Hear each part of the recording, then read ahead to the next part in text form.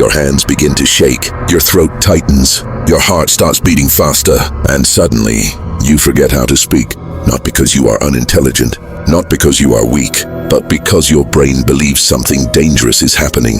Public speaking is one of the few moments where human beings willingly place themselves under social judgment, and your nervous system hates that. What you are about to hear is not motivational advice. This is the hidden psychology behind why your mind shuts down in front of people, and how some individuals learn to override it completely. Stay until the end, because once you understand this mechanism, you will never look at confidence the same way again. Thousands of years ago, being rejected by the group could mean death. Humans survived in tribes, and isolation meant vulnerability. Your brain still remembers that, which means every time dozens of eyes lock onto you, your nervous system reacts as if your social survival is being tested.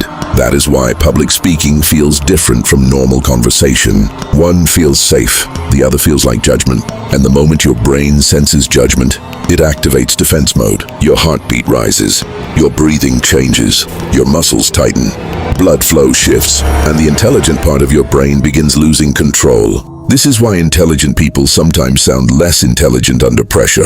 Fear hijacks performance, not ability. Most people think confidence comes from learning what to say, but that is not the real problem. The real problem is self-monitoring. The moment you become hyper-aware of yourself, your natural behavior collapses. You begin analyzing every movement, every word, every pause, every facial expression. And while you are busy monitoring yourself, your brain has no space left to communicate naturally. Confident speakers are different, not because they feel no fear, but because their focus is external. They focus on the message. Anxious speakers focus on themselves. And the more attention you place on yourself, the more artificial you become. This is why fear of public speaking creates a strange paradox. The harder you try to avoid embarrassment, the more awkward you become, because fear interrupts flow.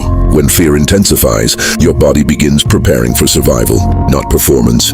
Your mouth becomes dry because digestion slows down. Your hands shake because adrenaline increases muscle activation. Your mind goes blank because your brain prioritizes threat detection over memory retrieval.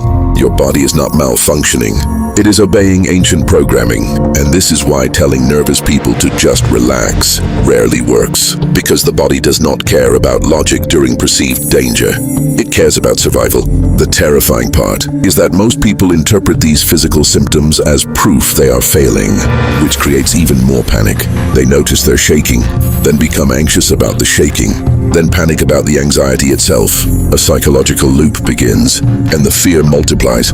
For many people, this fear did not begin in adulthood. It started much earlier. A classroom, a mistake, people laughing, being corrected publicly, being ignored, being humiliated, or growing up in environments where expression felt unsafe. The human brain remembers emotional pain with terrifying precision, especially social pain. And over time, the mind begins creating protective rules. Stay quiet. Do not attract attention. Do not embarrass yourself. Do not be judged. Eventually, silence starts feeling safer than expression. And without realizing it, many people spend years shrinking themselves to avoid discomfort, not because they lack ideas, but because their nervous system learned that visibility equals danger. Have you noticed something strange about powerful speakers? They are not always the smartest people in the room. Sometimes, they simply appear more certain. Because confidence changes perception, people associate calmness with authority, certainty with competence, and emotional control with power. But here is the secret most people never realize. Confident people still feel fear. The difference is that they stopped obeying it. They understand something others do not. Confidence is not the absence of anxiety. It is the willingness to continue despite anxiety. That changes everything, because the moment you stop trying to eliminate fear completely, you stop fighting yourself. And ironically, that is when fear starts losing control over you. Most people enter public situations asking one question: what if they judge me? Powerful speakers ask a different question: what value can I give? That shift is psychological domination over fear, because attention directed toward contribution weakens self-consciousness. And there is another truth few people want to accept. Most people are too focused on themselves to analyze you as deeply as you imagine. The crowd you fear is usually trapped inside their own insecurities too. Some fear being judged, some fear speaking, some fear failure, some fear themselves. Yet your brain creates the illusion that every eye in the room is searching for your mistakes. That illusion creates paralysis, and once you see the illusion clearly, its power weakens. The solution is not becoming fearless. The solution is retraining your nervous system. You do that through exposure, not avoidance. Every time you avoid speaking, your brain learns, yes, this situation must truly be dangerous. But every time you speak despite discomfort, your brain slowly updates its survival prediction. This is why confidence cannot be learned only through motivation. It must be conditioned through repeated experience. And another important shift must happen. Stop trying to perform perfectly. Perfection creates tension. Connection creates flow. People trust humanity more than perfection.